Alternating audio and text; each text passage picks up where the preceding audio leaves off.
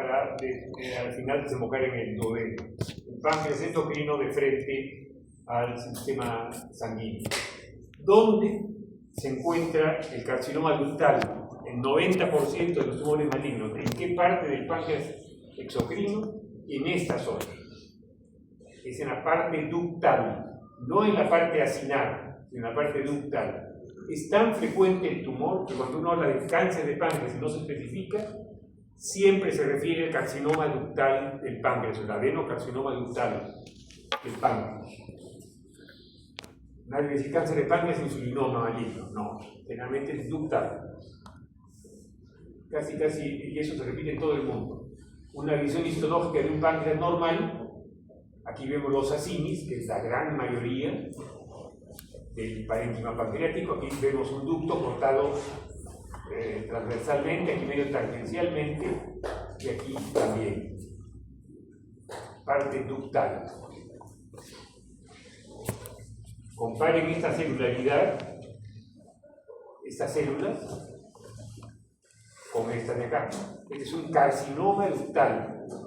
Carcinoma ductal es unas células completamente anormales, atípicas, con núcleos excéntricos, completamente deformada la celularidad, y se añade un componente que se llama la desmoplasia.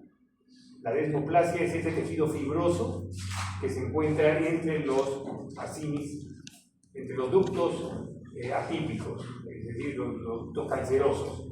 Cuando se realiza una biopsia de páncreas, un cáncer de páncreas, para poder el patólogo hacer el diagnóstico del cáncer de páncreas, tiene que encontrar, esto no es una muestra por una aguja, es una muestra por un tejido, es amplia la muestra. Tiene que tener por lo menos desmoplasia y algo de un conducto, de un ducto alterado, deformado, como esto. Cuando tiene la biopsia así, es una buena biopsia y el patólogo puede llegar al diagnóstico, estamos frente a un carcinoma ductal. Si solo va la desmoplasia, no, va a decir pancreatitis crónica, fibrosis, lo que sea. Si encuentra solo esto, puede decir es un carcinoma, pero no puede decir que es de páncreas. Puede ser que se lleve atravesado el duodeno la biopsia y es tomar una muestra de un cáncer de duodeno. Para que sea de páncreas tiene que tener ese doble componente. Aquí ven ustedes, es un ganglio linfático, es el tejido normal, y aquí vemos cómo el ganglio linfático está tomado por la misma forma del carcinoma ductal, es decir, es una metástasis ganglionar de un carcinoma ductal. Aquí vemos un carcinoma ductal en un ganglio linfático, es un émbolo tumoral en un ganglio linfático. Por eso es que el carcinoma, cuando invade el conducto linfático, se va a ir hacia los ganglios linfáticos regionales. Cuando invade una vena, se va a ir hacia el hígado. Cuando invade los nervios, invasión perineural es muy importante, también lo tiene que definir el patólogo, se va a ir en todo el recorrido del nervio. O sea, tiene varias diseminaciones probables el cáncer de páncreas. En este caso, linfática. Entonces, lo que ya les dije, cuando se habla de cáncer de páncreas, usualmente se refiere al adenocarcinoma ductal. ¿Qué sabemos del páncreas? Del cáncer de páncreas, que es altamente letal.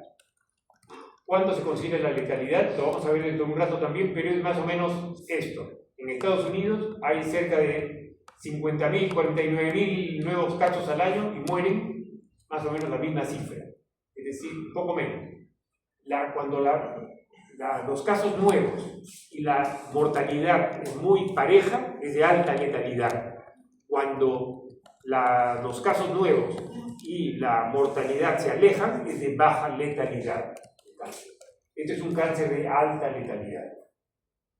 La única posibilidad quirúrgica es la resección quirúrgica. Esto yo le pondré un entrecomillado. Hay casos excepcionales donde un paciente con cáncer de páncreas toma la muestra, sale positiva, entra a un programa de quimioterapia, por X razones no se opera, entra a un programa de quimioterapia y hay una respuesta completa, radiológicamente, clínicamente, marcadores tumorales de que vamos a ver en un rato se negativiza, y encima, si se opera por alguna razón, para estar seguro si se ha curado o no, uno saca el páncreas o la parte tumoral del páncreas, estudia, y ahí la respuesta es respuesta completa, es decir, ya no hay evidencia de cáncer. Eso es excepcional, pero existe, ¿no? Generalmente los casos que se curan es una combinación, ya sea de cirugía y quimioterapia, o de quimioterapia, cirugía, quimioterapia, o quimioterapia, cirugía, quimioterapia y radioterapia, en algunos casos. La radioterapia solo combate localmente, es para cuando uno tiene una enfermedad localizada, primaria o metastásica, o recurrente, mejor dicho, perdón, localizada, la radioterapia ataca ahí. En cambio, la quimioterapia es sistémica, uno combate la enfermedad sistémicamente, no localmente. Entonces, una buena combinación de las dos es cuando hay una, por ejemplo, se opera el páncreas y tiene una recurrencia, vuelve a aparecer, pero en una zona localizada, se le puede dar nueva quimioterapia, pero con radioterapia para atacar la enfermedad local. Sobre todo, en la quimioterapia es muy útil para las micrometástasis. Las micrometástasis pueden estar circulando y uno no las puede detectar. Una resonancia lo va a detectar una metástasis de 1 milímetro, eso ningún resonador del mundo, ni tomógrafo del mundo lo va a poder detectar. Muy bien. Entonces, esto de la única posibilidad es quirúrgica, es en realidad cierto, porque lo otro es una excepción, pero existe, ¿no? Lamentablemente, cuando llega el paciente a la consulta, solo el 10 a 20% son quirúrgicos, ¿no? Y de estos, es decir, no, perdón, el resto, el 80 o 90%, ya llegan a la consulta con enfermedad avanzada. Y hay tantos casos que se puede establecer un pronóstico. Cuando tiene metástasis hepática, pulmonar, ósea, la expectativa de vida con o sin tratamiento es de 3 a 5 meses, es muy baja. Y cuando es localmente avanzado, sin metástasis, la expectativa de vida es de 6 a 6 meses, menos de un año. El pronóstico del páncreas, entonces, vemos que 20% de las personas, esta diapositiva anterior es deprimente, ¿no? Muy pocos van a sobrevivir, pero ¿dónde está el aspecto de la cirugía? El 20% de las personas de cáncer de páncreas viven al menos un año después del diagnóstico, menos que menos del 4% estarán vivos después de los 5 años, lo cual es cierto. Pero los que han sido sometidos a cirugía y se extirpe el cáncer, la tasa de supervivencia a 5 años se aproxima al 20%. Es decir, lo que ofrece la cirugía es mejorar del 4% al 20% la sobrevida si logra extirparse y hacer un tratamiento adyuvante, es decir, quimio y radioterapia eventualmente, ¿no? Es decir, se quintuplica la posibilidad de supervivencia, ¿no? ¿Cuáles son los factores de riesgo del cáncer de páncreas? En una persona normal, en una población normal como nosotros se supone, es 1 en 71 van a tener un cáncer en su vida, cáncer de páncreas. La mayor edad está a mayores de 65 años, el promedio es 72 años.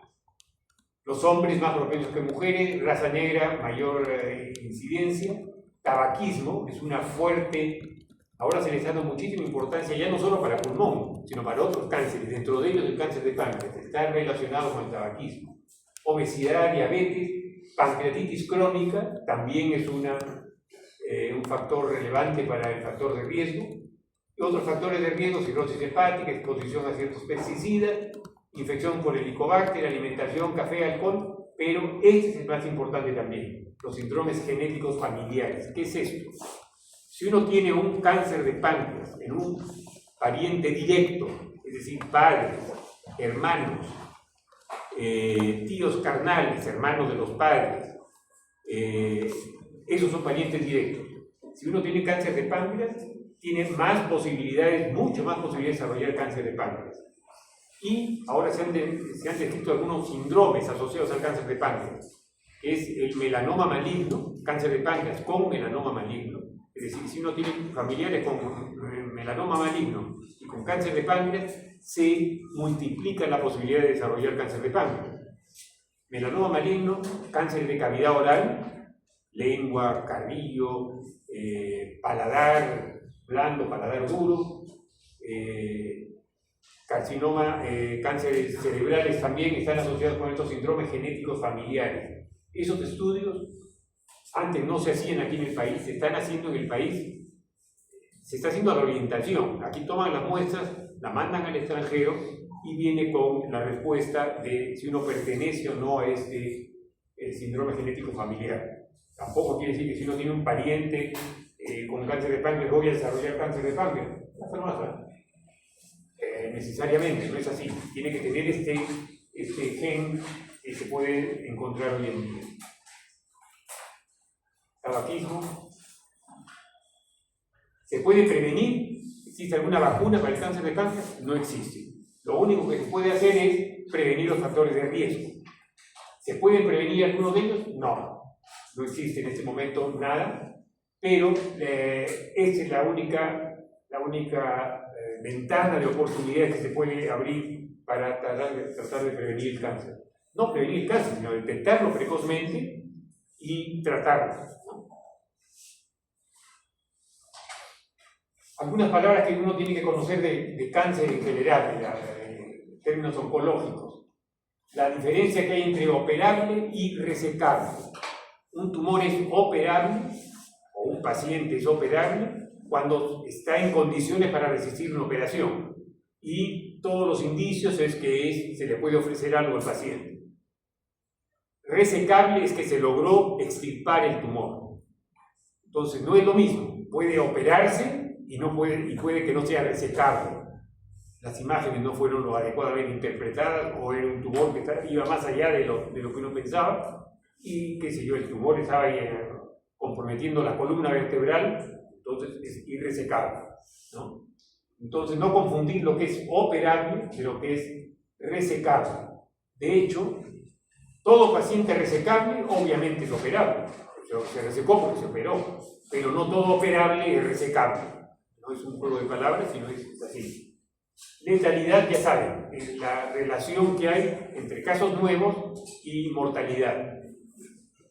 Tipo de resección. Esto sí es importante que conozcan. Las resecciones se clasifican R0, R1 y R2. Y esto no solo es aplicable a cáncer de páncreas, sino a oncología en general. Por lo menos la digestiva. No sé si la pulmonar, la neurológica tendrá esta misma clasificación, no es mía. Pero R0, ¿qué significa? Donde el borde o los bordes de sección, saco este tumor y veo los bordes de sección y no hay ningún borde comprometido por cáncer. Esto es un R0. Hacémoslo de frente al R2. R2 es cuando estoy dejando tumor.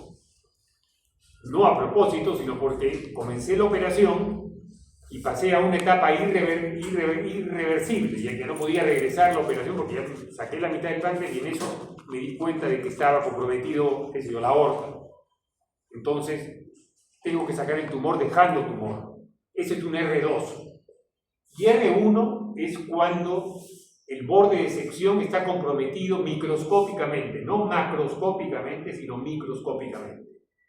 Y cada tumor tiene una distancia especial. El cáncer de páncreas es más o menos de 1 a 3 milímetros la distancia. Si está a 1 milímetro del borde de sección, ya se considera borde comprometido. ¿Cuál es entonces la resección ideal? La resección ideal es un R0. Cuando vean ustedes un paciente que fue resecado y se le hizo una R0, es una buena resección. La peor resección es la R2. El término de neoadyuvancia y adyuvancia, ¿qué es esto? Es un término que se utiliza mucho en oncología, es un mal término porque neo es nuevo, es un prefijo que no debería ser usado, pero se ha usado. Neoadyuvancia es darle quimioterapia al paciente antes de la cirugía. Eso es neoadyuvancia. Adyuvancia es dar la quimioterapia después de la cirugía. Hay casos donde hay que darle antes y después, entonces se le dio terapia neoadyuvante y adyuvante. Se le dio las dos. Un término que tienen que conocer porque lo van a leer con mucha frecuencia. El TNM Ya los que ya lo habrán escuchado varias veces, T es del tamaño del tumor, es de tumor, la T es de tumor, N es del nodo linfático, es decir, ganglio linfático, y M la metástasis.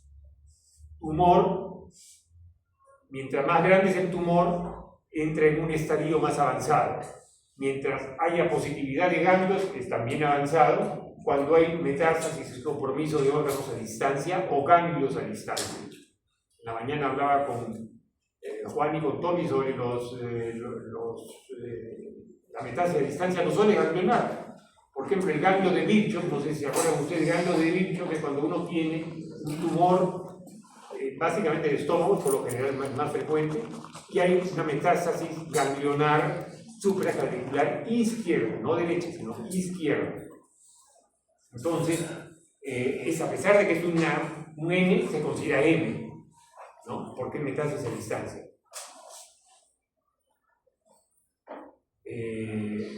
Muy bien, el estadiaje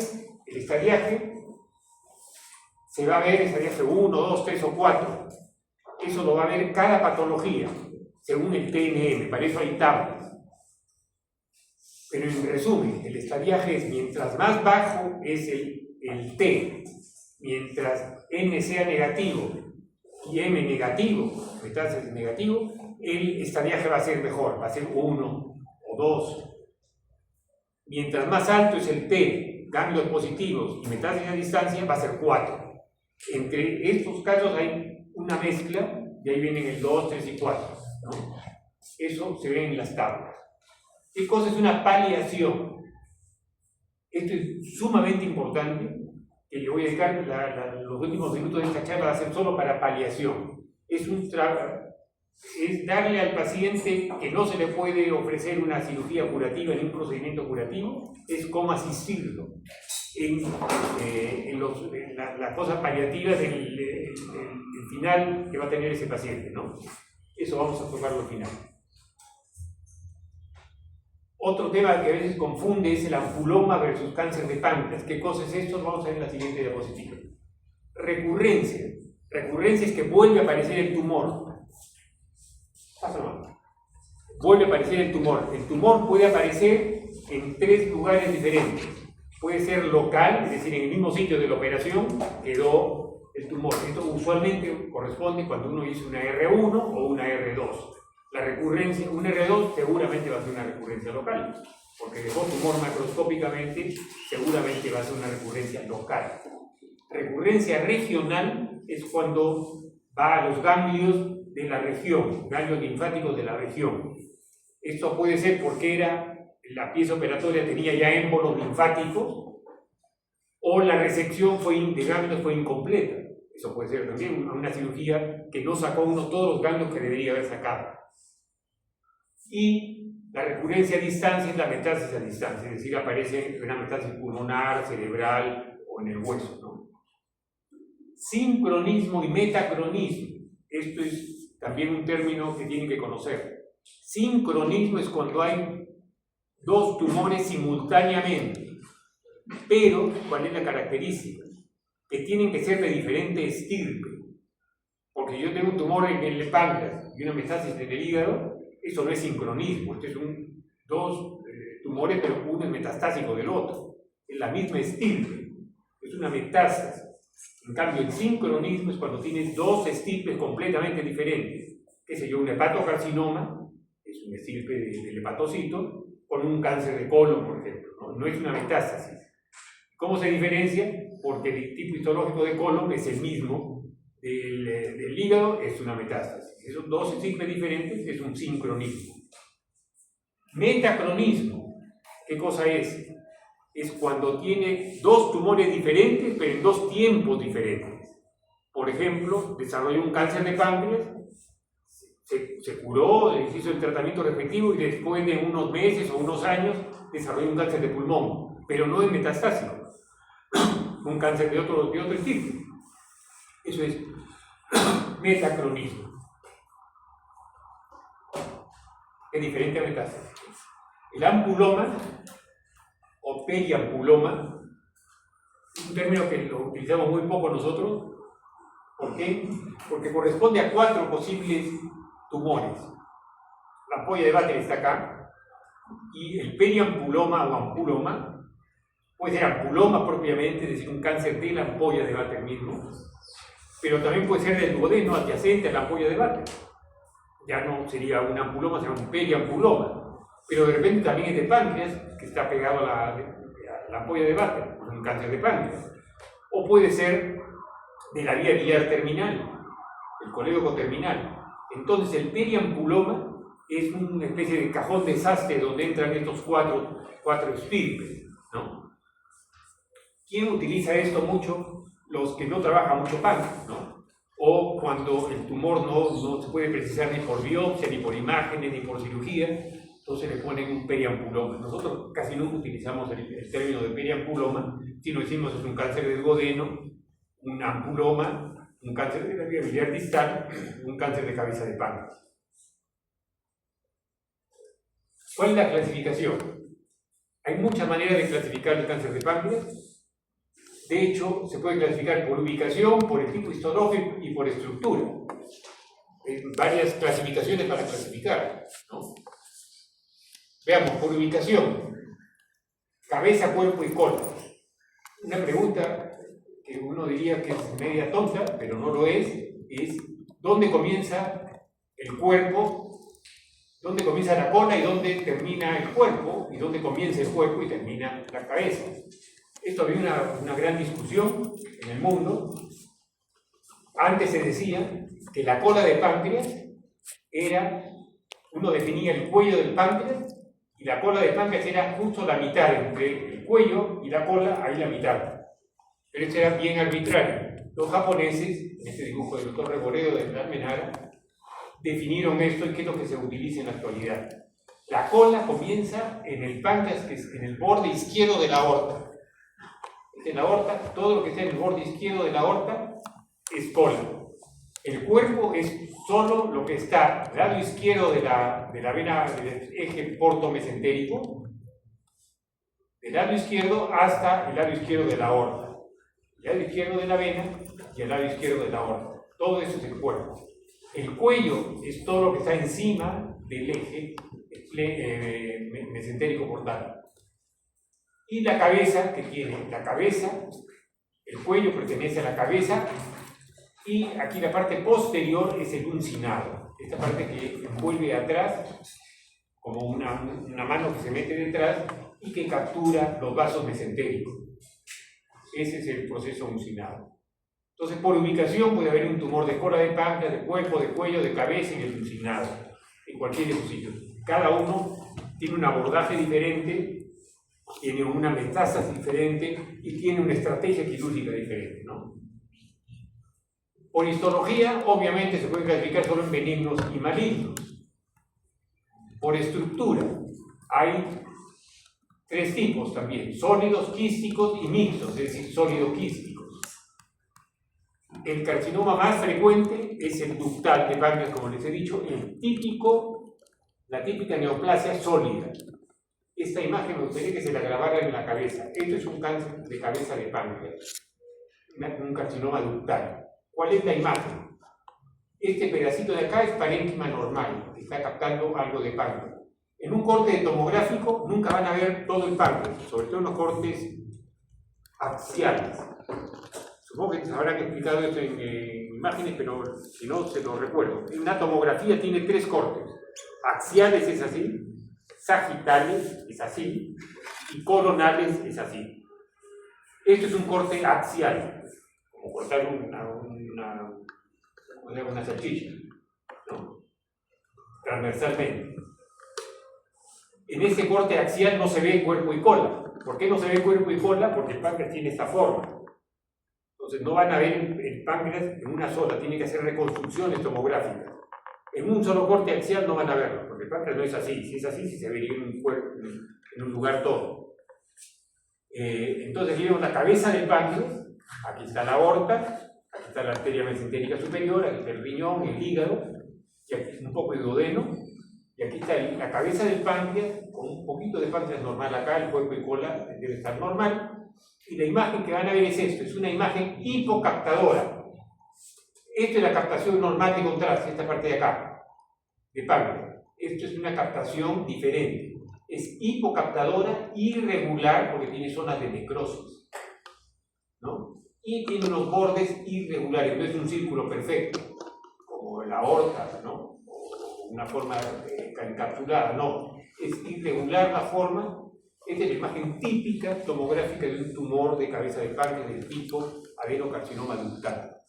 Hipocaptación, irregular los bordes y también irregular el centro.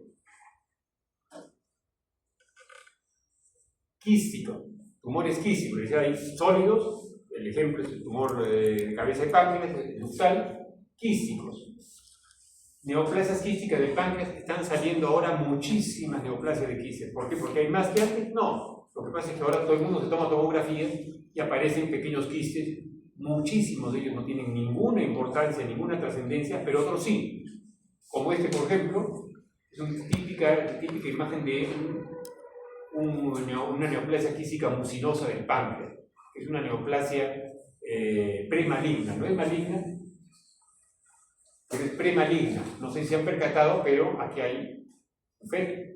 Esto es un tumor en una gestante. Aquí tendría, qué sé yo, 8 semanas probablemente, un poco más tal vez, ¿no?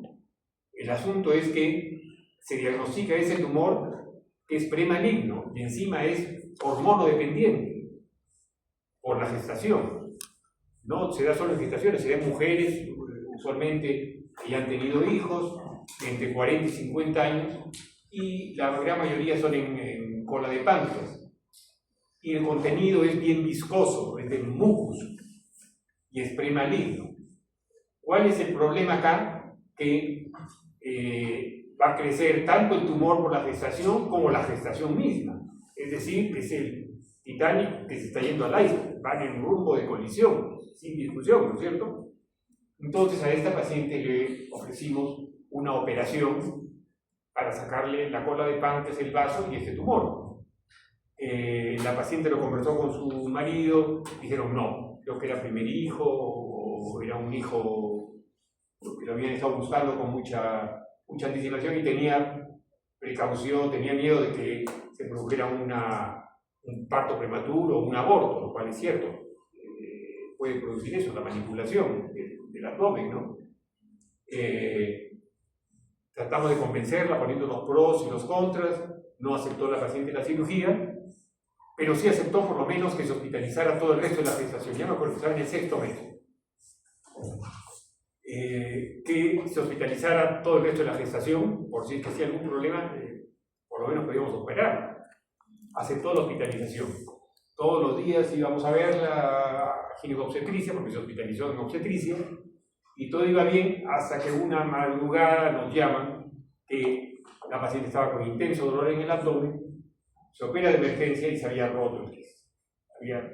Pasaron un par de meses y ocurrió lo que temíamos, ¿no? Que creció, chocó con el útero, con el quiste y se rompió.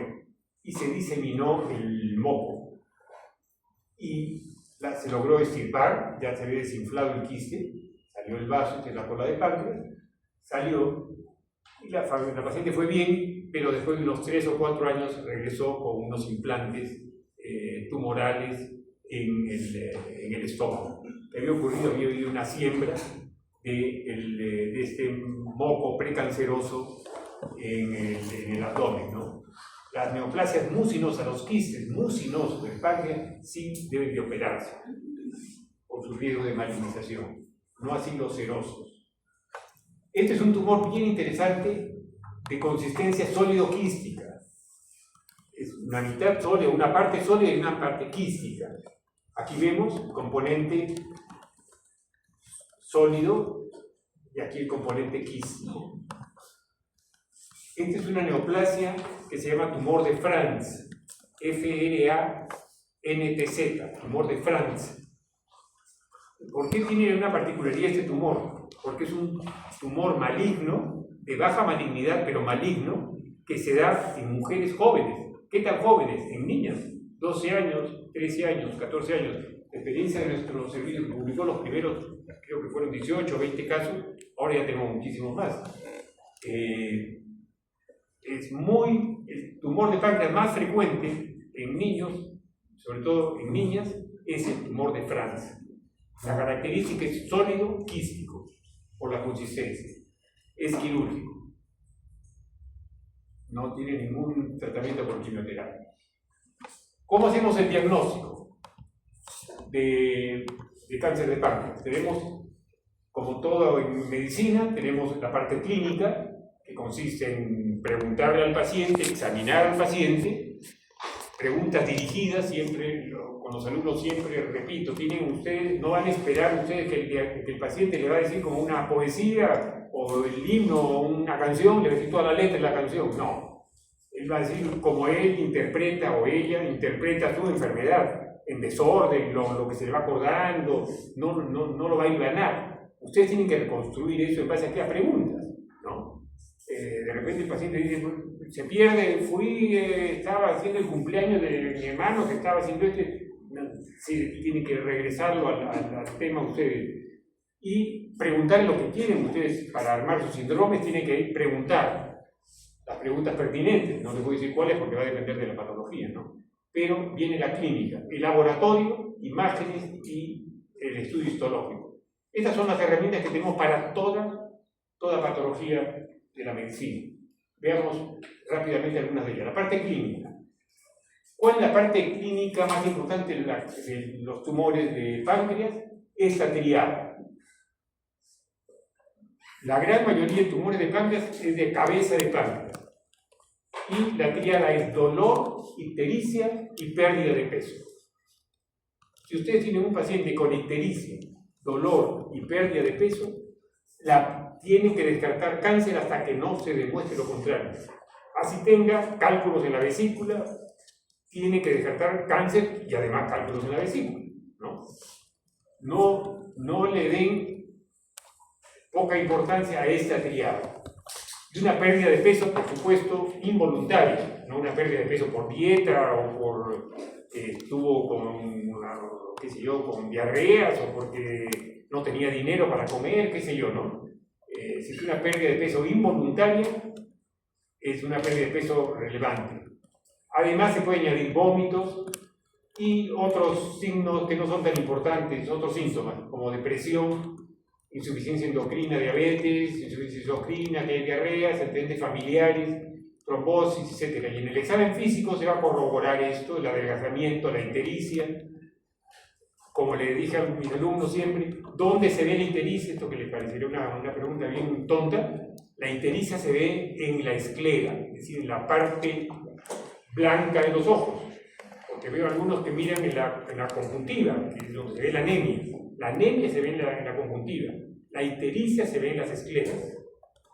Y la hora del día. La mejor manera de ver ictericia es de día y con luz natural. La peor es de noche con luz amarilla. Van a ver ictericia a todos los pacientes. Y se debe ir acompañada de coluria.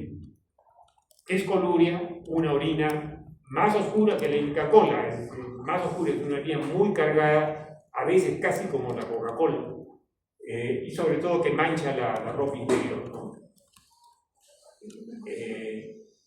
¿Qué cosa van a encontrar también en el examen físico? El adelgazamiento, la pérdida de peso, tolerabilidad en el epigastrio, una masa palpable, el cáncer avanzado, ascitis, cáncer avanzado, hepatomegalia, cáncer avanzado, vesícula palpable es el signo de Courvoisier-Terrier, y la adenopatía, todo cáncer abdominal, palpen el ganglio de Virchow, si es supraclavicular izquierdo, porque todo el abdomen, la vía linfática que desarrolla antes de dar dentro de su recorrido ganglionar, se va al lado izquierdo, por el drenaje linfático, ¿no?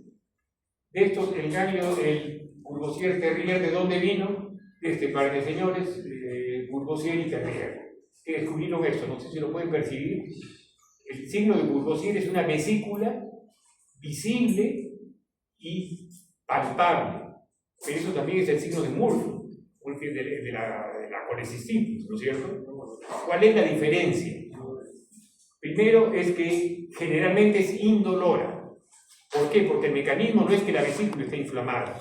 Está dilatada la vesícula porque usualmente es una vesícula sana, que al tener una obstrucción en el colédoco distal se dilata, como cualquier por obvia aumento de la presión, ¿no? Pero en una víscera sana. Como es una dilatación progresiva, no duele. Entonces se palpa ahí, por supuesto, si son toscos le va a doler, ¿no? Pero es visible y palpable. Es un signo, no es muy útil, porque la ictericia es lo que manda, ¿no? Pero simplemente por historia siempre van a encontrar eso. Igual que el signo de Sister Mary Joseph o la hermana María José, una monjita, creo que fue en Boston, se fijó de que muchos pacientes con cáncer de páncreas hacían un nódulo en la región umbilical y un nódulo que era metastásico del cáncer de páncreas. Y los médicos vieron que eso se repitió mucho y dijeron, le pusieron el nombre de la monja, es el signo de Sister Mary Joseph. Nunca lo habíamos visto, no le damos importancia a este signo hasta que un día lo vimos. Nos tocó, después hemos visto más, ¿no? Pero esto ha sido reciente, más o menos hace unos 4 años. Cáncer de páncreas avanzado, fíjense, irregular, este es un ductal también, irregular, hipocaptadora, esta es la captación normal, esta es una hipocaptadora, y captación irregular también, ¿no? Ductal. ¿Y qué es lo que se ve en la tomografía? Aquí este es el ombligo y se ve aquí un nódulo. Se operó este paciente por vía laparoscópica para hacer unas biopsias y se vieron micrometástasis en el peritoneo parietal, este es las costillas, estamos en la región casi diafragmática, y esta es la región del ombligo, se ve aquí la metástasis tumoral. Es decir, primera vez que veíamos el signo de Sister Mary Joseph. Laboratorio. ¿Qué es lo que vamos a ver en el laboratorio? Si la ictericia, por la bilirrubina es a predominio directo, es decir, que da coluria, la indirecta no da coluria, y las enzimas de obstrucción que la fosfatasa y la gamma-glutamina, ¿no? Eso es el laboratorio de la parte del hígado. Transaminasa se puede pedir solo para descartar cuando tienen duda de que la ictericia por un problema hepatocelular, cirrosis o hepatitis, ¿no? Hipoaluminemia, anemia y hipoaluminemia por la desnutrición, transaminasas normales o muy levemente igual que las amilasas. Y el marcador tumoral, el CA19-9. Este es el marcador muy típico de cabeza de páncreas. ¿Qué es el CA19-9? Es un antígeno que se ve en cáncer de colon y sobre todo en cáncer de páncreas. Pero el cáncer de colon es el CEA, antígeno carcino embriónico. Este es el CA19-9. ¿Cuál es el problema del CA19-9? Es que puede elevarse en los pacientes con ictericia. Y el cáncer de páncreas está con ictericia. Entonces, solo es útil cuando uno le ha bajado la ictericia al paciente. Si tiene una cifra muy alta y está ictérico el paciente, no lo den por cierto hasta que no le bajen la ictericia. Le hacen un drenaje, le baja la ictericia, le vuelven a hacer, y si persiste alto, ahí sí ese valor recién es válido, ¿no? Entonces, puede elevarse en ictericia obstructiva. ¿Esto qué significa? Los falsos positivos. Es un positivo en el laboratorio, pero es falso porque no nos indica que tiene un cáncer de páncreas, porque está ictérico. En el carcinoma ductal hay un 20 o 30% que no elevan el CA19-9.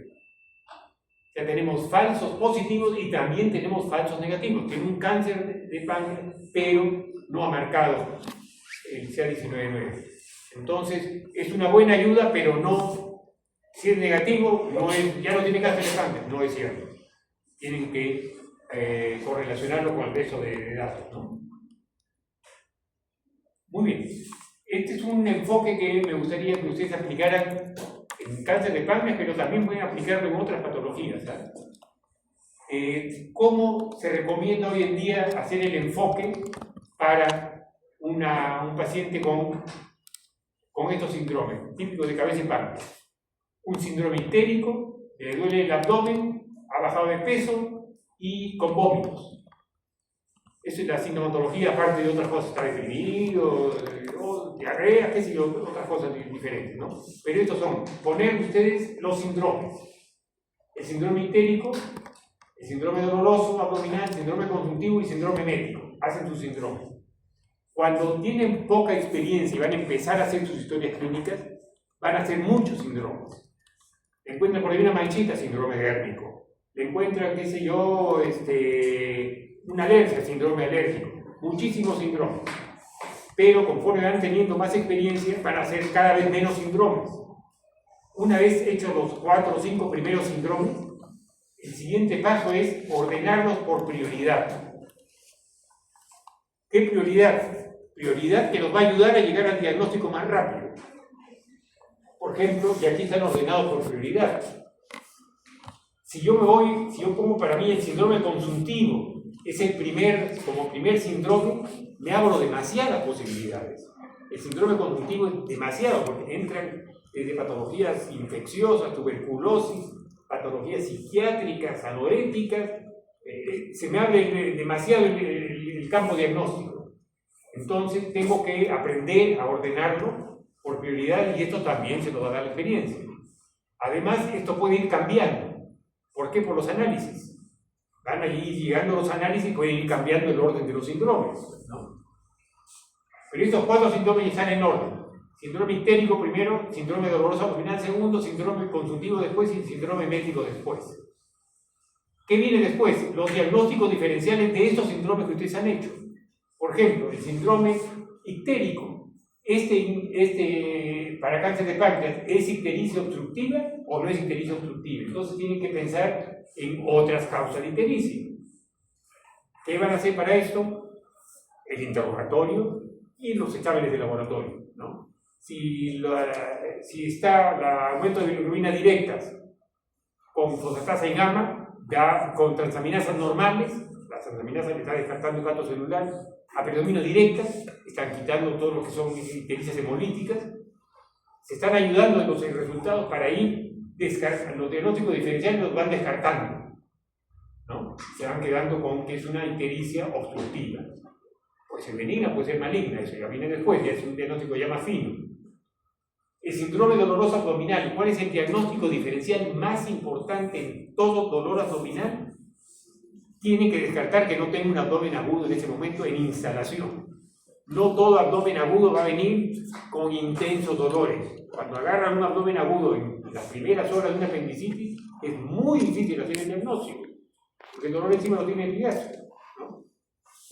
Cuando ya uno lo recibe después de varias horas y está localizado en fosa ilíaca derecha, es mucho más fácil hacer el diagnóstico, ¿no? Pero todo síndrome doloroso abdominal, el diagnóstico diferencial tiene que descartarse abdomen agudo, no otro problema de abdomen, sino el abdomen agudo, porque ese sí requiere un manejo de emergencia, ¿no? El síndrome consuntivo, tienen que ver de que no sea hecho que es por el cáncer, no vaya a ser por dieta o porque era depresión, de repente estaba haciendo dieta este señor y bajó de peso por eso, ¿no? Y ha hecho una hepatitis de repente. El síndrome emético. Todo síndrome emético tiene que entrar como diagnóstico diferencial el abdomen agudo. ¿Cuál abdomen agudo? La gastritis no es un abdomen agudo, la gastritis es una enfermedad médica común y corriente, igual que la gastroenterocolitis. El diagnóstico diferencial de abdomen agudo y el síndrome emético es un cuadro obstructivo. Un cuadro obstructivo. ¿A qué nivel? A cualquier nivel del tubo digestivo. Desde el píloro, o del estómago mismo, píloro, duodeno, intestino delgado, colon, recto y hasta el ano. Entonces, toda obstrucción intestinal tiene que descartar, todo cuadro emético, tiene que descartar siempre paralelamente el abdomen agudo. Muy bien, estamos en el diagnóstico, ya vimos la clínica, el laboratorio, las imágenes. ¿Qué tenemos en imágenes? Este menú, inmenso menú. A muchos asustará. ¿Esto es bueno o es malo? Es perfecto, porque el día en que seamos pacientes nos va a ayudar esto. Más bien preocúpense cuando estén en una institución donde solo tengan ecografía. Se quedaron en el primer peldaño, no pueden avanzar más. Entonces, esto es una buena noticia. ¿Qué es lo que tenemos? Rápidamente vamos a ver todo, no voy a detallarlos demasiado. Empecemos por el primero, ecografía abdominal. Ecografía para páncreas no es bueno. ¿Por qué? Porque el páncreas es un órgano retroperitoneal, es retrogástrico, retroduodenal y retrocolónico. Entonces se interponen varias cámaras de gas. Entonces el gas es el enemigo de la ecografía. Entonces la ecografía no es muy buena. Sí es buena para descartar un problema vesicular, magnífico, ahí no interfiere el colon. Pero para páncreas mismo no es bueno. Pero la ecografía dentro de esas operaciones sí es muy buena. Por ejemplo, en este caso, para ubicar el conducto de Wilson, que queríamos hacer una cirugía de derivación con una pancreatitis crónica, ¿no? Abrir el páncreas, sacar los cálculos del páncreas y subir una cinta intestinal. Pero la ecografía es buena para sala de operaciones también. Seguimos, tomografía. La tomografía. Esto es importantísimo que lo conozcan también. Cuando pidan ustedes tener un paciente con ictericia, dolor y pérdida de peso, cáncer de páncreas, le voy a pedir una tomografía de abdomen. Si se quedan en eso, van a hacer una mala tomografía. Lo que tienen que hacer es una tomografía con protocolo de páncreas. Eso ya lo saben los radiólogos, tienen que seguir estas indicaciones, que no es importante que las conozcan, eso lo saben los radiólogos, que tiene que ser básicamente trifásica, quiere decir en 3 fases. Tiene que ser sin contraste, con contraste en la fase arterial, con contraste en la fase venosa. Y en algunos casos incluso hay que pedir la fase arterial temprana, para ver sobre todo pequeños insulinomas. Pero es una tomografía que se llama protocolo de páncreas. Cuando sean ustedes internos o serumistas, cuando pidan una tomografía, tienen que pedirla con contraste, da mucho más información el contraste que sin contraste. Pero para darle contraste a un paciente, tiene que tener 2 condiciones. Primera condición, función renal adecuada. ¿Por qué? Porque el contraste se metaboliza en el riñón. Y si tiene una función renal, qué sé yo, una creatinina en 3 o 4, con el contraste lo llevan a la insuficiencia renal crónica y se termina en diálisis, porque le pusieron un contraste nefrotóxico. Entonces, tiene que tener una creatinina por lo menos normal. Segundo, que no tenga alergias. ¿A qué? A la sustancia de contraste. ¿Cuál es la alergia? Tiene que preguntarle directamente si es que tiene una alergia, si le han hecho alguna vez una sustancia de contraste, urografía, es lo más frecuente. Aprovecho el tema de alergias. Cuando un paciente les dice, soy alérgico a la penicilina, si ustedes ponen en la historia clínica alérgico a la penicilina, ¿por qué? Porque el paciente me lo dice, le preguntaron, me dice que es alérgico a la penicilina, ponen alérgico a la penicilina. No. ¿Por qué? Ese paciente se va a quedar con esa etiqueta de por vida. De por vida. Ya está en la historia, está en el cerebro del paciente, en el cerebro de los médicos. Es alérgico. Y va a quitarle un excelente antibiótico. Y no solo el antibiótico, sino toda la parentela, todos los primos, tíos, cefalosporina, algunos imipenémicos, le quitaron esa posibilidad. Entonces, si le dice que es alérgico, la primera pregunta que tienen que hacer es, ¿cuál creen? ¿Cómo sabe que es alérgico? ¿Por qué piensa que es alérgico? Van a encontrar las respuestas más insólitas. Porque mi mamá me lo dijo. Porque mi vecino es alérgico, le pusieron inyección, se puso mal. No, ni hablar, yo soy alérgico también seguramente.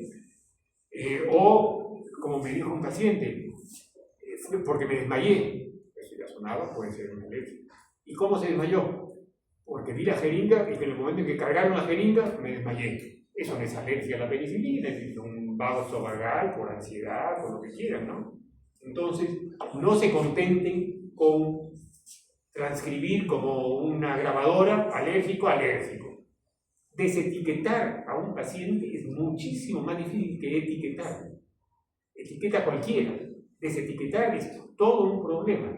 Porque si ese paciente no es alérgico, no sabe si es alérgico, pongan ahí no sé si es alérgico. O por último, alérgico dudoso. Porque le da una ventana de posibilidad de que alguien en el futuro pueda utilizar un caso extremo. Salió una sepsis solo sensible a ese antibiótico al cual dice que es alérgico, pero es dudoso que sea alérgico, entonces sí le doy, ¿no? Entonces,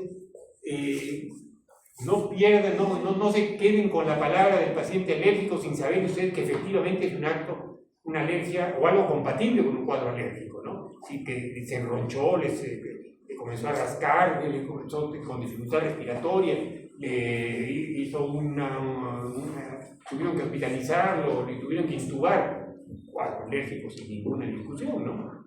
Pero no cualquier otra cosa, ¿no? Entonces, cuando pidan esto, contáctense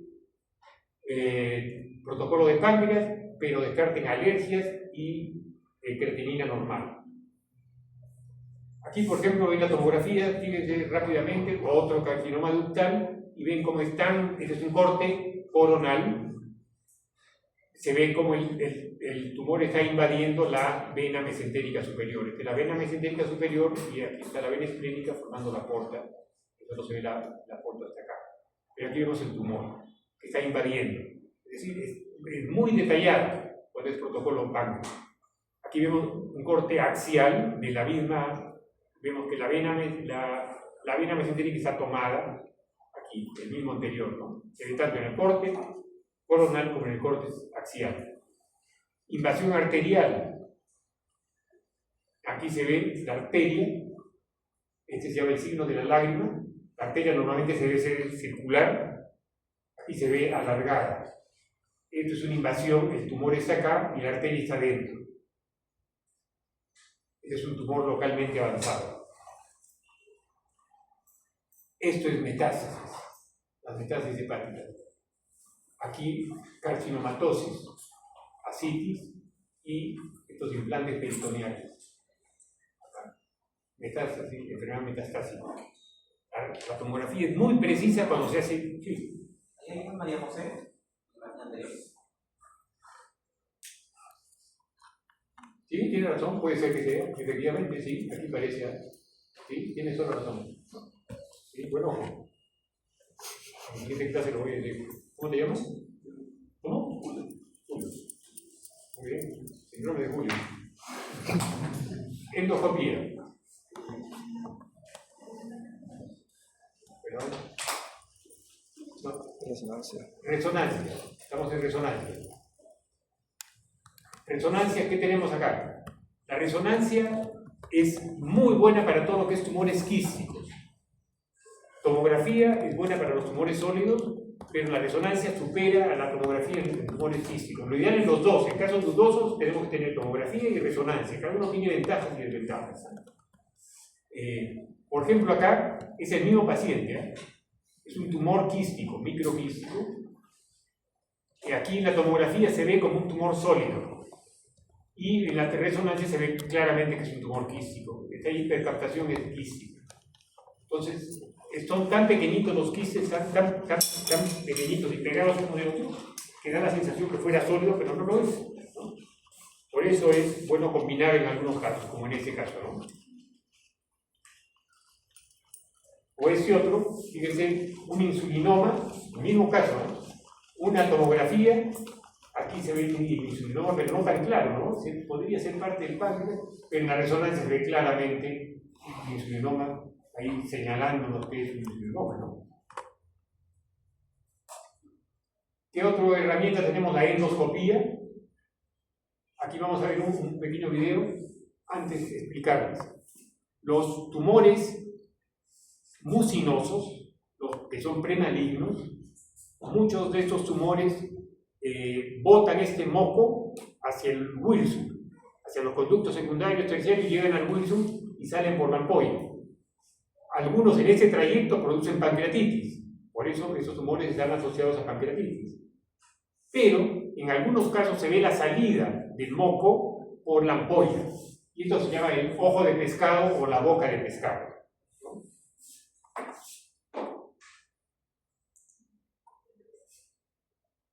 Es un tumor mucinoso, se llama el IPMN en este caso. Está el estómago, va a entrar al duodeno, y aquí está el duodeno. Aquí es el moco, fíjense.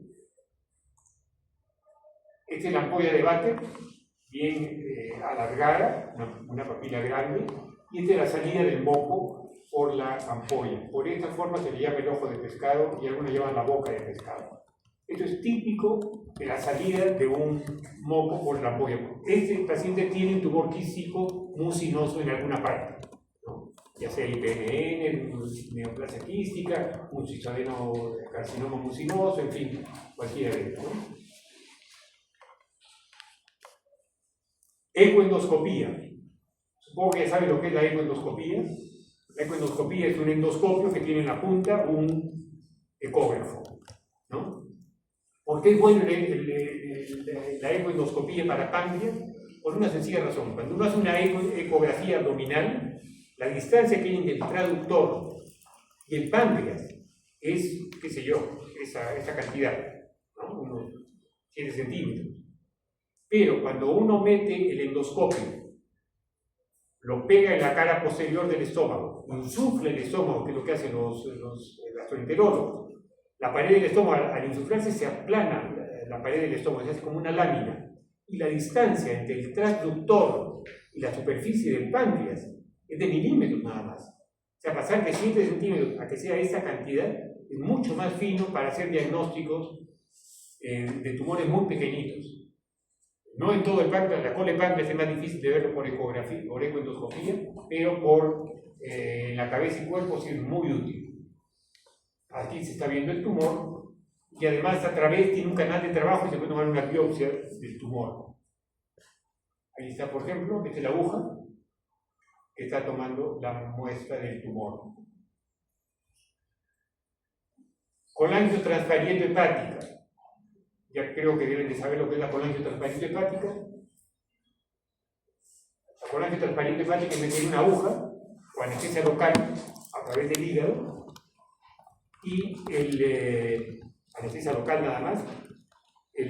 Lo que hace el radiólogo intervencionista, que es la especialidad que es esto, va aspirando, va metiendo la aguja y aspirando. Si toma sangre, no es el sitio, tiene que aspirar bilis.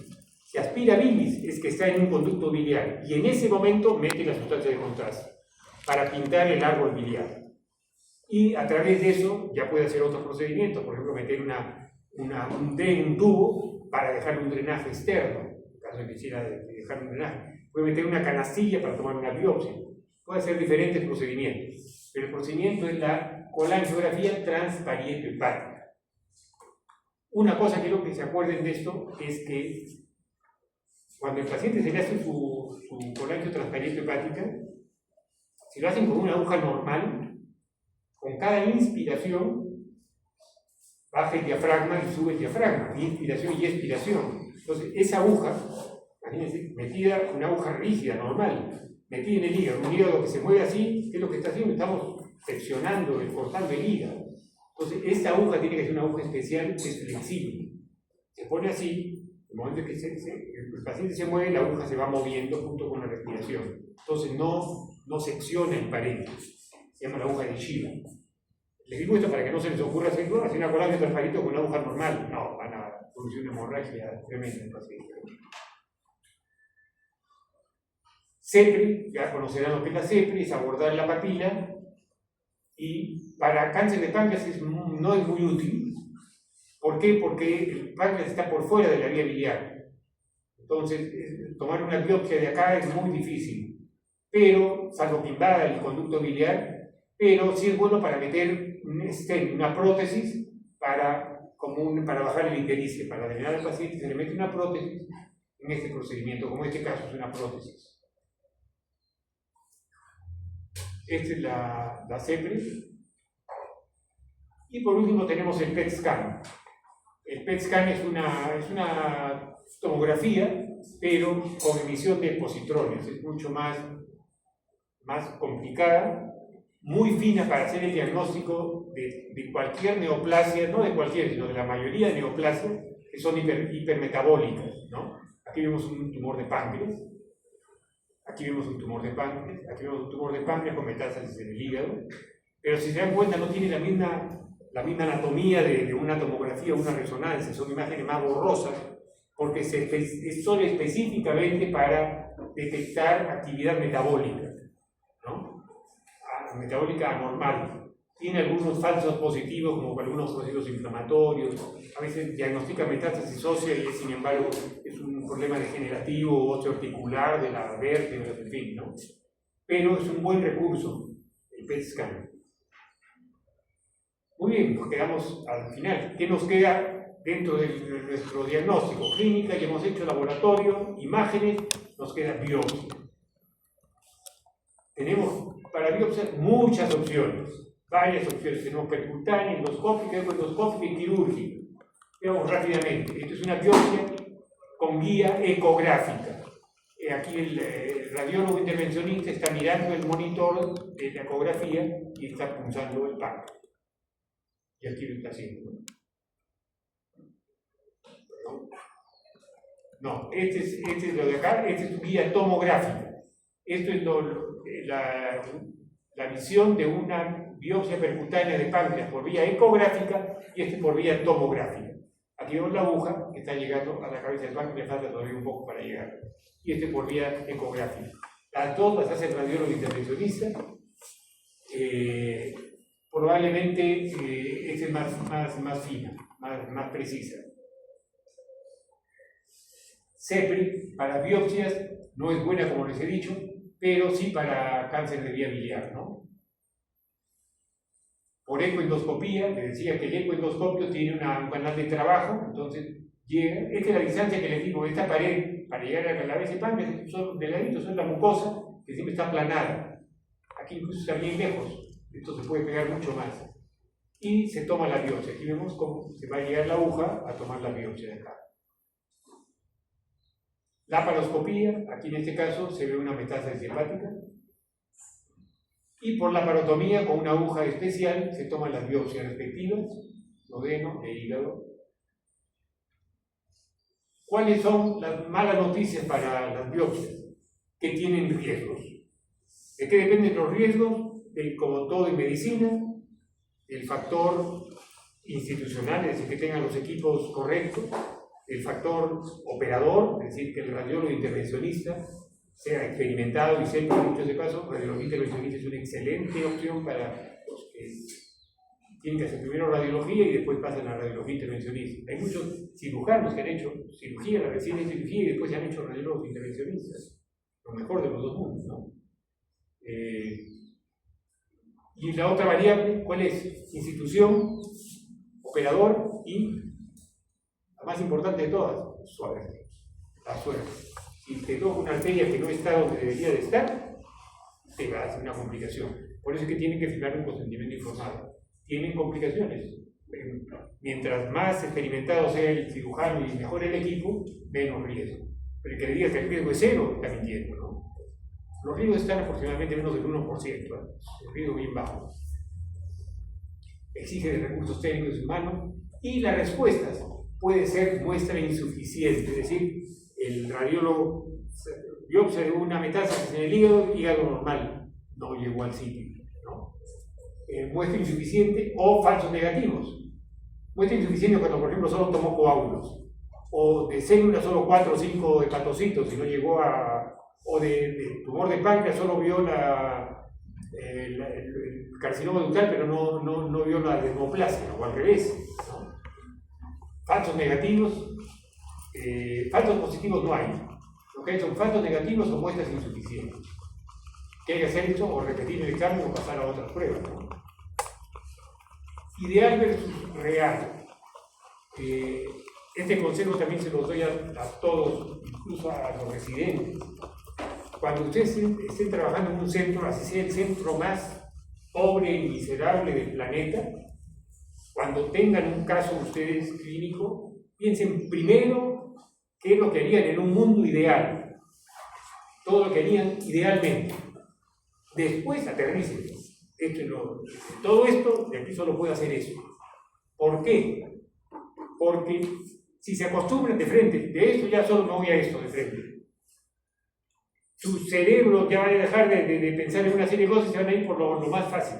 Y de repente lo pasan a un centro hospitalario más importante, después llegan a otro más importante, después llegan al más importante de todo y se quedaron con su pensamiento minimalista, su pensamiento humildón y no abrieron sus posibilidades, no entrenaron todos los diagnósticos diferenciales que podrían haber llegado con recursos. Entonces, piensen siempre en razonamiento ideal y después pásenlo al razonamiento real. ¿Cuál es el caso ideal en general? Cuando todos coincide. Esto es lo que yo le llamo datos congruentes. Cuando todo es completo y congruente, es decir, no hay nada que discutir. Una junta médica para hablar de un tumor de cabeza de páncreas, que es resecable, que tiene biopsia positiva, impericia, dolor, pérdida de peso, la biopsia positiva y no hay nada que discutir. Tu cáncer de páncreas, resecable, sí, hasta la operación. No hay mucho más que discutir. Ojalá todos los casos fueran así. Lamentablemente, así no son todos los casos. Hay casos incompletos o contradictorios. Está, qué sé yo, todo es compatible y la biopsia sale negativa, sale pancreatitis crónica. Y sabemos que al costado de un tumor puede haber una pancreatitis crónica. Entonces, y ahí vienen las discusiones, ¿no?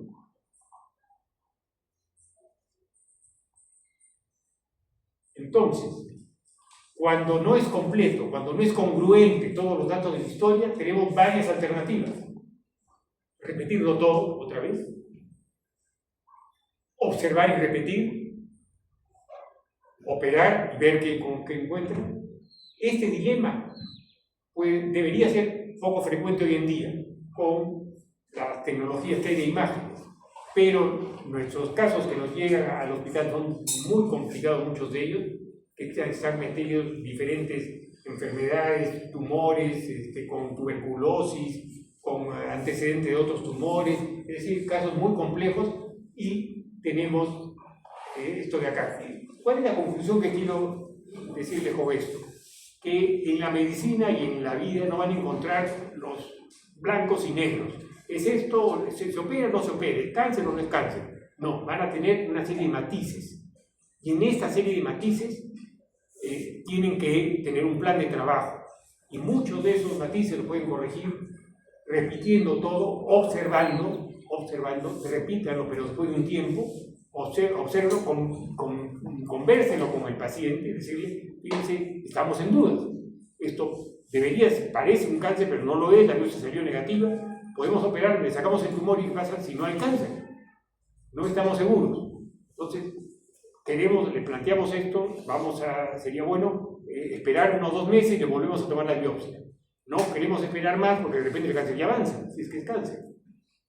Entonces participan ustedes al paciente y toman una decisión no en forma unilateral, sino es una decisión compartida, ¿no? Y si pasado ese tiempo sigue la duda, nuevamente conversarlo con el paciente.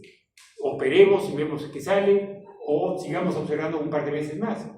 La decisión tiene que ser compartida, tiene que constar en la historia clínica y tienen que estar de acuerdo los pacientes y los familiares. Los familiares ya actúan como notarios, como auditores de la conversación y, por supuesto, que conste en la historia clínica, ¿no? ¿Qué otras alternativas hay? Contrastado con pares. ¿Qué es esto?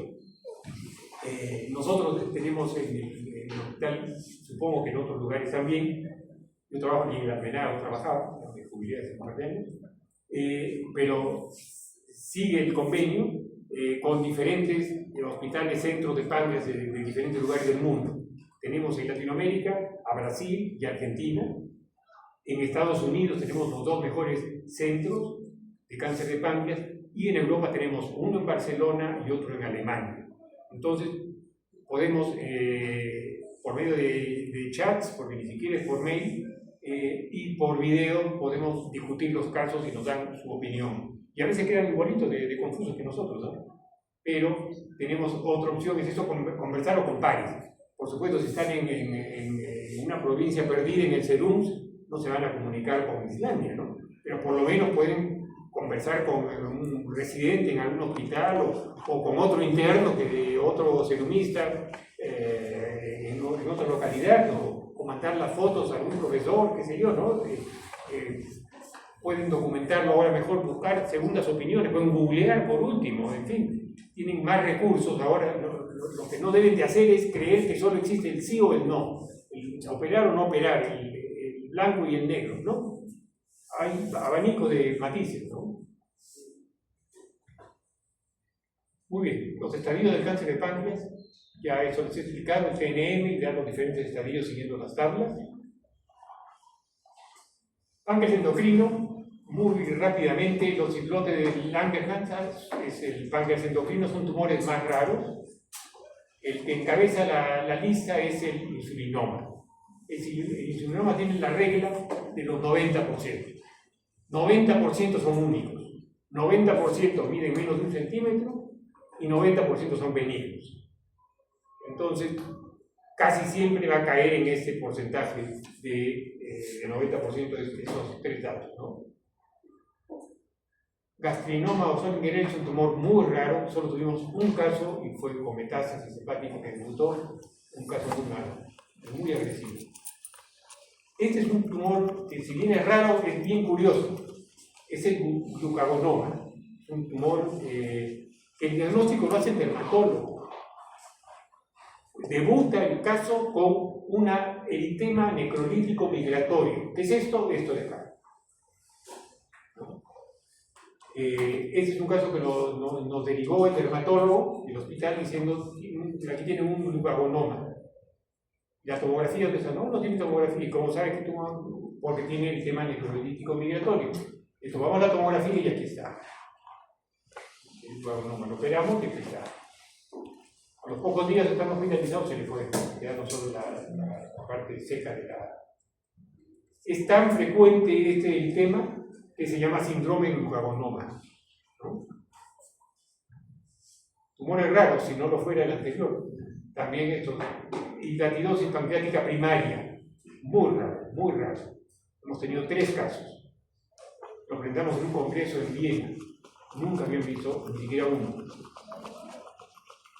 Aneurisma gigante de la arteria esplénica, que vamos a pasarlo rápidamente. El video sí podemos ver. Aneurisma gigante de la arteria esplénica. El aneurisma, la arteria esplénica se da más en mujeres y generalmente son pequeños, del tamaño de una moneda de 20 céntimos, es lo usual. Un aneurisma, una pelotita en la arteria esplénica, debe ser operada. ¿Por qué? Porque esta aneurisma puede romperse. Si va a gestar o está gestando la mujer, definitivamente debe ser operada, porque los riesgos de ruptura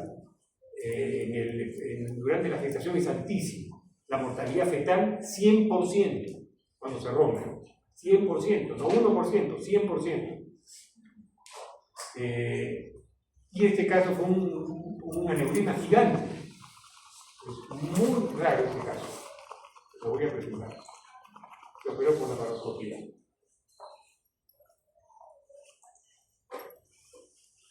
¿No? Lo tengo ahí, después lo vamos a ver entonces, ¿no? Esta es la visión tomográfica. Esta es la pared del aneurisma, por eso no capta, y esta es la sustancia de contraste. Esta es la arteria esplénica, y aquí vemos el aneurisma. Todo esto es un aneurisma, pero fíjense el tamaño tan grande que tiene, todo esto es el aneurisma. Y esta es la pieza operatoria, se ve con vaso, con la cola de páncreas, y este tremendo aneurisma, ¿no? Fíjense esta pared tan gruesa, ¿no? Vamos a ver.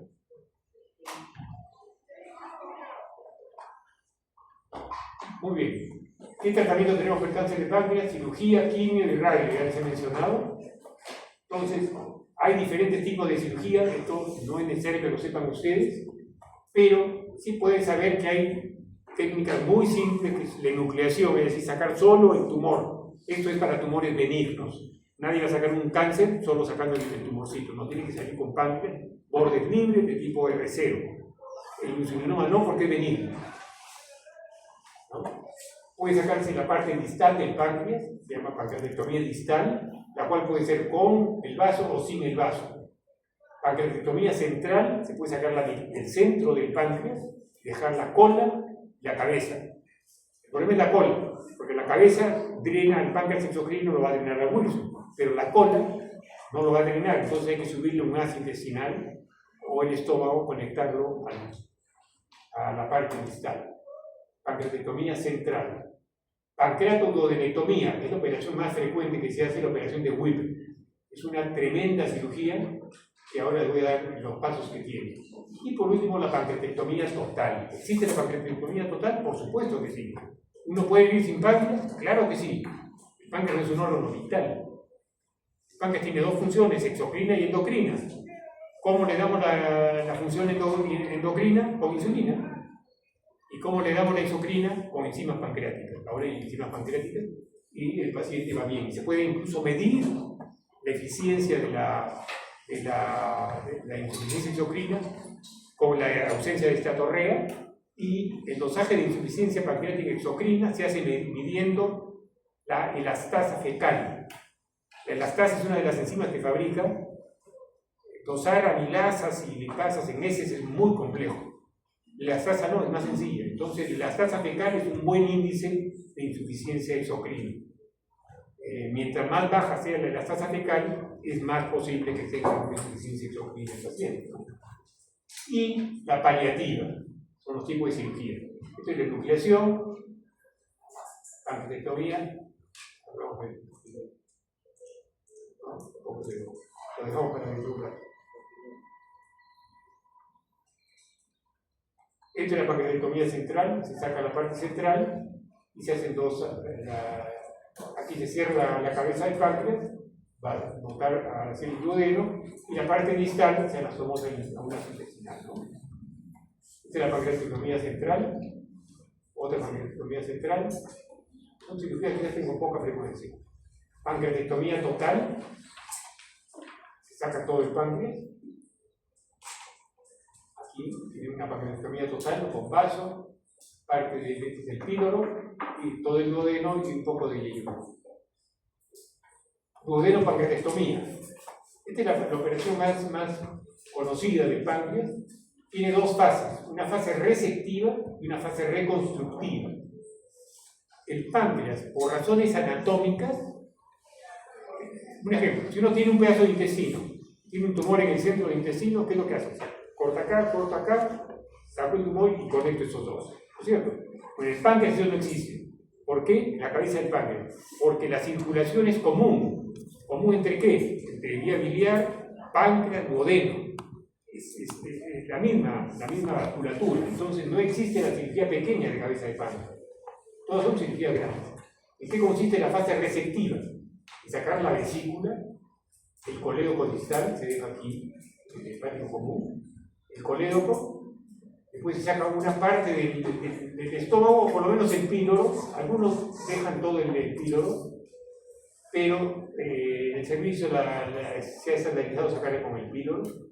Saca la cabeza del páncreas, todo el duodeno, hasta el ángulo de Traes, aquí, pasando el ángulo de Traes. Esta es la fase resectiva. En la fase resectiva está la posibilidad de curación del paciente. Mientras la resección sea más radical, con más ganglios, ahí está la curación que va a tener el paciente a largo plazo. La fase resectiva tiene que hacer 3 anastomosis. La anastomosis del páncreas, que se cortó acá, la anastomosis de la vía biliar, que se cortó acá, y la anastomosis con el estómago. Está la del páncreas, la de la vía biliar está acá, y la del estómago está acá. Una sola asa conecta las 3. En la fase reconstructiva están las complicaciones. Aquí es donde puede fallar la cirugía. Aquí está el pronóstico del paciente y aquí están las complicaciones del paciente. Por eso son dos fases que tienen la misma importancia, pero de nada sirve hacer una excelente resección si al final se nos muere por una complicación, ¿no? O al revés, una excelente cirugía reconstructiva, pero dejamos tumor, fue en R2, el paciente va a morir. Las cosas se ven en las dos fases. Es una operación completa. Esto es bueno que sepan. La mortalidad es muy alta en centros que no son especializados en páncreas. La mortalidad de más del 15% es prohibitiva. No debe hacerse una mortalidad de eso. La mortalidad en los centros de gran volumen de duodenopancreatectomías, que deben de ser por lo menos 20 por año, en nuestro hospital se hacen más o menos 40 por año. Otros que tienen de alto volumen es el Rebagliati y el INEGI. Los otros hospitales no tienen este volumen de duodenopancreatectomías por año, que es como se mide la eficacia, además de la mortalidad. En hospitales que tienen de alto volumen, la mortalidad debe ser menos de 5%. En nuestros servicios es 3.8, casi 4, dependiendo del año que tomemos, pero el promedio estamos debajo del 5%. Hay centros que tienen menos del 3% en el mundo. Hay un par de centros del mundo que tienen menos del 3%, y uno creo que tiene 2%. Pero tienen otro tipo de pacientes. Son pacientes que ingresan con hemoglobinas de 15, son pacientes que tienen unas bilirrubinas apenas de 2, de 3. Nosotros tenemos la gran mayoría de pacientes que entran con bilirrubinas tan altas que tienen que hacerse el drenaje preoperatorio. Y el drenaje tiene complicaciones. ¿Cuáles complicaciones? Se contamina la vía biliar y hace colangitis. Entonces es una complicación que se añade al cáncer. Entonces, nuestros pacientes son pacientes deberíamos tener una cifra incluso más alta y también sería buena cifra, ¿no? Y también hay el factor suerte. Por ejemplo, acá se hizo una anastomosis que estuvo muy bien, hizo lo que había que hacer y a los 2 días se abrió la anastomosis. Pancreatitis de esteatonecrosis es una complicación seria, ¿no? Y por último, manejo paliativo del cáncer de páncreas. Muy bien. ¿Qué cosa es el manejo paliativo de cáncer de páncreas? Primero empecemos con qué cosa no es. No es decirle al paciente, no se pudo hacer nada. No. Si se entra en una cirugía y no se pudo sacar el tumor o tenía una carcinomatosis no detectada, lo que hay que no decirle no se puede hacer nada. No se pudo extirpar el tumor, pero ahora hay que pasar a otra cosa, a otra fase, hay que hacer otro manejo a otro nivel. Vamos a buscar la paliación del paciente. Tampoco es aumentar el tiempo de sobrevida a cualquier costo. Esto no es paliación. No es meterlo en una unidad de cuidados intensivos, intubarlo y mantenerlo la mayor cantidad de tiempo posible. Eso no es paliación. ¿Qué cosa es paliación? Es aliviar síntomas y mejorar la calidad de vida el mayor tiempo posible. Esta es otra definición completamente diferente a esta. El problema es que mucha gente cree que esto es lo que vale. Mientras más viven, mejor. Y se someten a procedimientos que son innecesarios, que no van a cambiar el pronóstico, lo único que van a hacer es extender la agonía o extender las complicaciones, ¿no? La paliación es componente básico del manejo del cáncer de páncreas. Si ustedes van a manejar algo de páncreas, no creo que sean las cirugías, salvo que sean cirujanos especializados en páncreas, van a manejar sin duda pacientes con enfermedad avanzada de cáncer de páncreas. Tienen que aprender a manejar eso. La paliación, esta paliación tiene normas, también tiene complicaciones. A pesar de que es paliativo, también tiene complicaciones, pero sobre todo tiene reglas, tiene normas. ¿Cuál es el problema en cuanto a la vocación? ¿Por qué la gente prefiere irse hacia las ramas quirúrgicas y no a las ramas paliativas? Porque las ramas quirúrgicas son más sexys, ¿no? Entusiasma más. Esto se ve como el patito feo de la medicina, ¿no? Yo los invito a que planteen como una buena posibilidad hacer cuidados paliativos. No se hace cuidados paliativos de inicio. Normalmente han hecho una residencia de otra especialidad, puede ser anestesio o terapia del dolor, puede ser, medicina interna, infectología, geriatría, y de ahí se especializan en cuidados paliativos.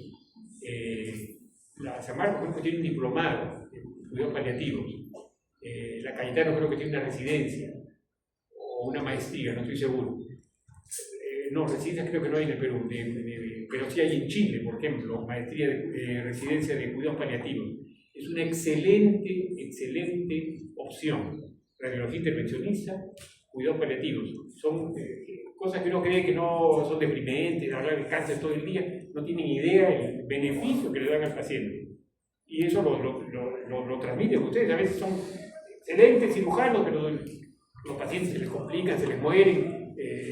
Y no hacen tanto bien como un cuidado paliativo. No descarten no se dejen tentar por lo sexy. ¿Qué cosa es lo que hay que obstruir, hay que paliar? La obstrucción biliar, la obstrucción duodenal, pero fundamentalmente el dolor. El dolor de un paciente que está en una fase avanzada debe ser 0, no 1, debe ser 0. ¿Por qué? El ser humano está diseñado para sentir dolor. Nosotros los seres humanos estamos diseñados, toda nuestra estructura está hecha para sentir dolor. La ameba no tiene dolor. La ameba tiene menos dolor que el pez menos dolor que el reptil menos que las aves menos que los mamíferos. Y de los mamíferos, en la cúspide estamos nosotros. Somos los que tenemos más dolor. Es el costo de estar en la punta de la pirámide de la evolución. Es el costo que tenemos. Estamos diseñados para tener dolor. Entonces el dolor debe ser serio. ¿Tenemos recursos para manejar el dolor? Por supuesto que sí. Tenemos recursos médicos, tenemos recursos endoscópicos, tenemos recursos radiológicos, tenemos recursos quirúrgicos para manejar el dolor. Los recursos médicos deben ser rápidamente entrar en narcóticos. No, que se va a hacer adictivo. El adictivo, un paciente que tiene una expectativa de vida corta, no tiene ningún sentido. Rápidamente escalar. Tiene que ser diseñado bien el plan. No lo voy a mencionar en la diapositiva porque es un poquito largo, quiero que vean los videos. El dolor es por invasión del plexo solar. El plexo solar está justo detrás del páncreas, un poquito por encima de él. Es la aorta, sale el tronco celíaco. Al costado del tronco celíaco, al lado derecho y al lado izquierdo, están los ganglios nerviosos del plexo solar. Eso es lo que hay que destruir. ¿Cómo se destruye? Se llama neurolisis. Se puede hacer por vía percutánea, eso lo hacen los radiólogos, intervencionistas o los anestesiólogos. Por vía posterior, bloquean, entran, es una ruta bien complicada, tienen que estar entre la cava y la aorta, por vía posterior, y llegan al lado derecho e izquierdo del tronco celíaco y ahí ponen alcohol absoluto. El alcohol no es tan absoluto, el alcohol al 90% diluido a la mitad y infiltran ahí en la zona del plexo celíaco, a ambos lados, unos 20 centímetros a cada lado. Con eso destruyen el nervio y no van a tener dolor. El dolor se calma casi instantáneamente, si está bien hecho el procedimiento. De hecho, calma tan bien que produce hipotensión ortostática. El día siguiente se levanta y va a sentirse un poquito mareado hasta que tiene que levantarse a poquito, porque es tan eficiente que produce también vasoplegia, ¿no? Por eso que hay falta de retorno venoso, baja un poquito la precarga, el problema simpático se ve alterado, ¿no?